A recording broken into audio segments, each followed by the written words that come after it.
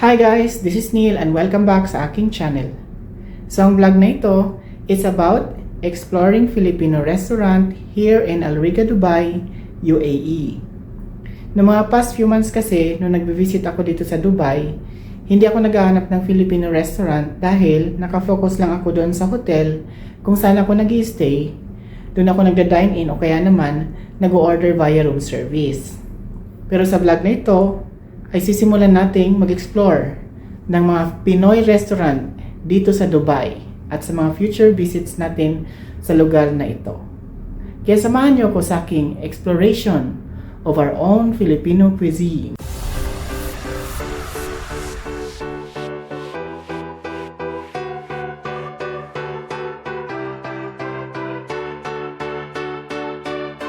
So lalabas na ako.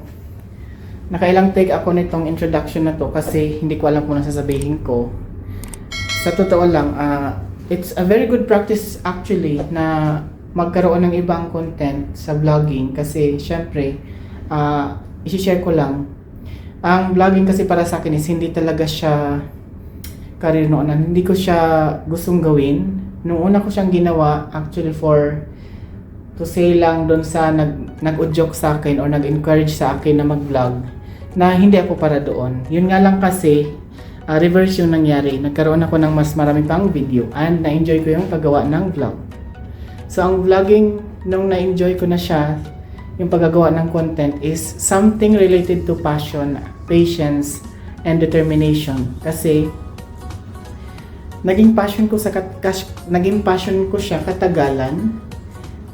Naging mas pasensyoso ako sa pag-i-edit ng vlog at naging mas determined ako na maghanap ng content na mas useful kaysa naman maghanap ng content na for entertainment purposes. Hindi siya ganon.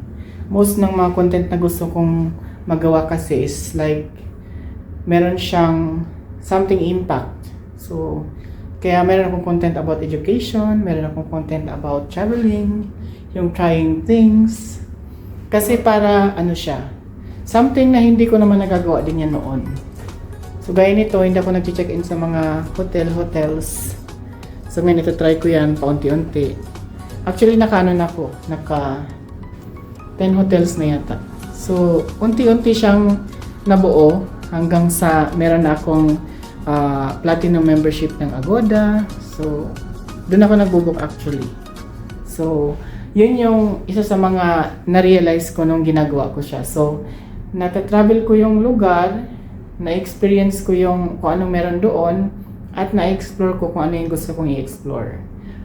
Next is, nagagawa ko siyang content, at naipapakita ko sa inyong mga viewers na ganito pala. So, yun ang feeling ng nagagawa ka ng isang bagay na hindi mo naman nagagawa ng mga ilang taon or ng mahabang panahon. So, yun yung sa akin. Yun yung na-experience ko ngayon. So, bago pa ito humaba, ako ay bababa na at maghahanap ako ng Filipino restaurant. So, ayan, nagsisearch ako ng Filipino restaurant dito sa malapit. So, search natin, Filipino restaurant near me.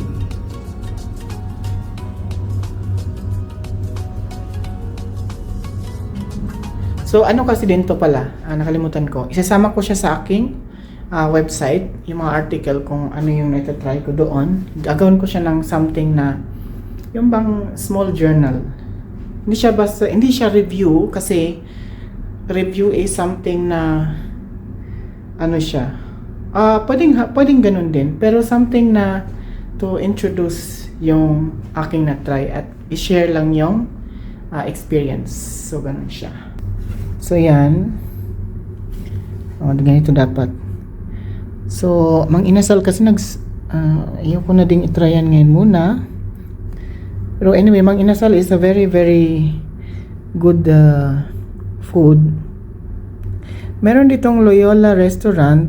Hindi ko lang alam kung gaano siya kalayo mula sa akin kasi wala nakalagay. 750 meters, okay. Mang Inasal pala to. Loyola restaurant is malayo-layo siya. Ilang meters to? So tignan natin.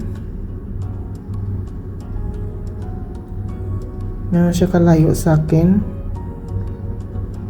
Wala kasi nakalagay dito kung gano'n siya kalayo.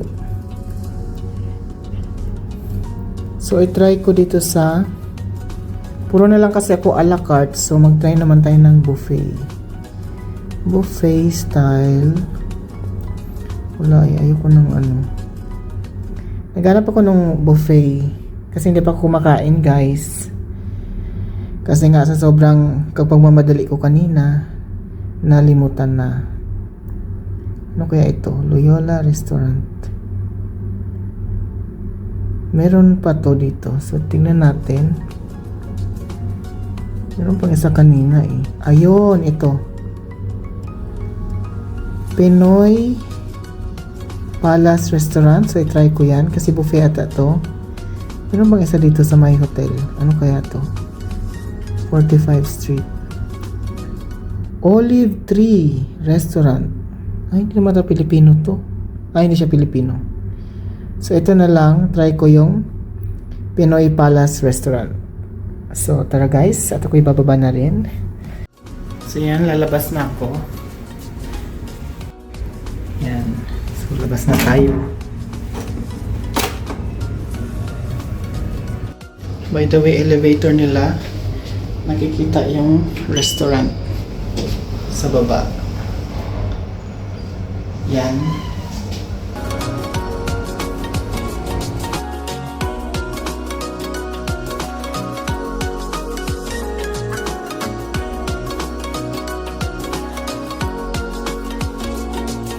So yan, dumating na yung order ko. Yan na.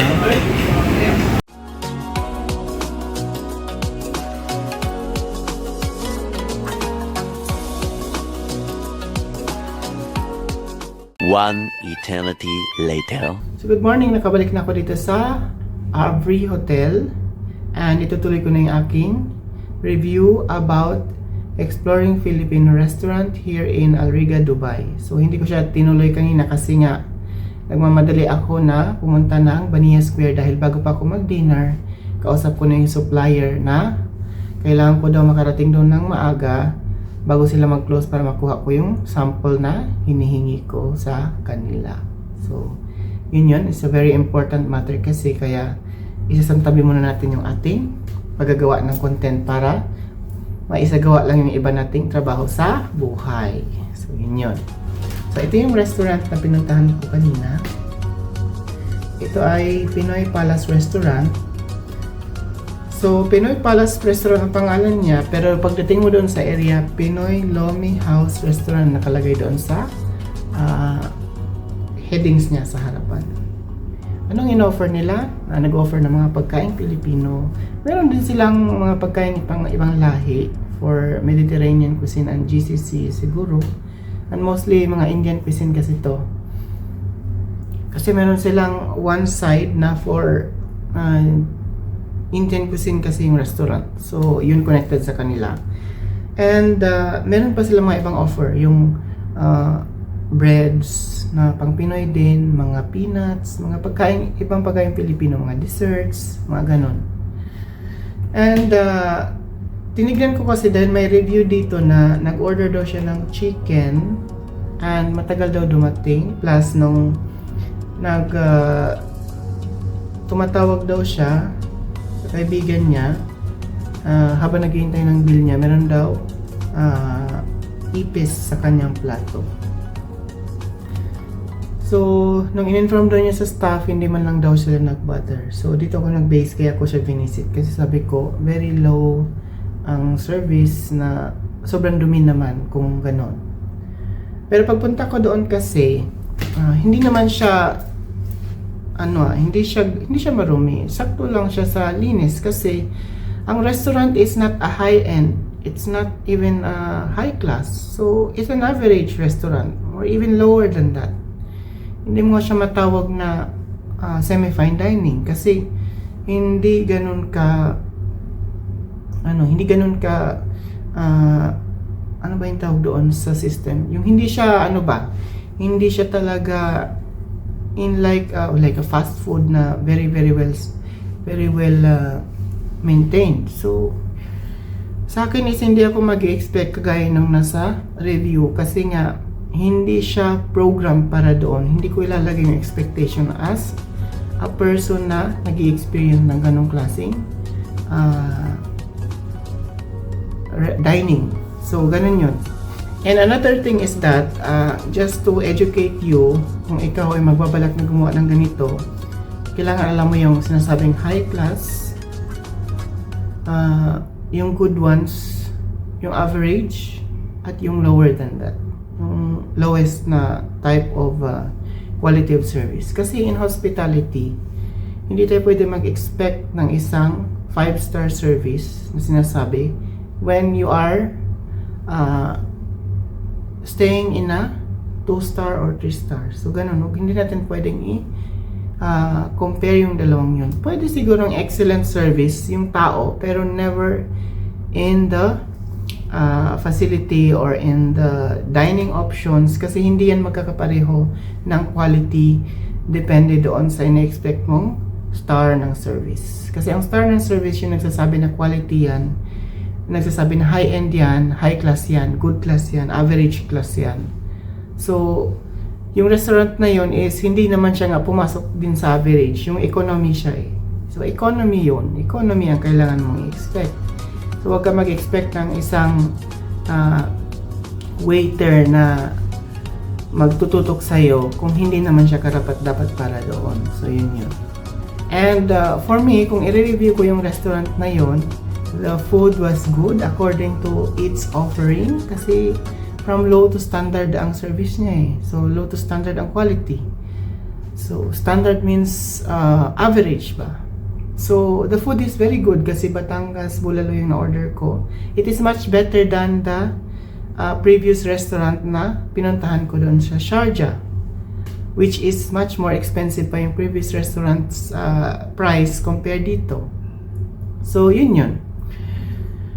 Plus, hindi ko i-expect yun kasi hindi nga siya nakaprogram as a high-end or a high-class type of service, and even the quality, hindi siya ganun kasi hindi naman siya naka-base doon. So, kailangan kung ano lang yung ino-offer niya, yun lang yung ina-expect ko. And which is actually, it is very important for us din na nagtatry ng mga dining options na huwag mag-expect ng sobra-sobra. Yung tama lang din. So, ako kasi ganun lang. Tama lang. And plus, in terms kasi ng proximity nito, malapit lang siya sa metro station. Malapit sa Alriga metro station. And very very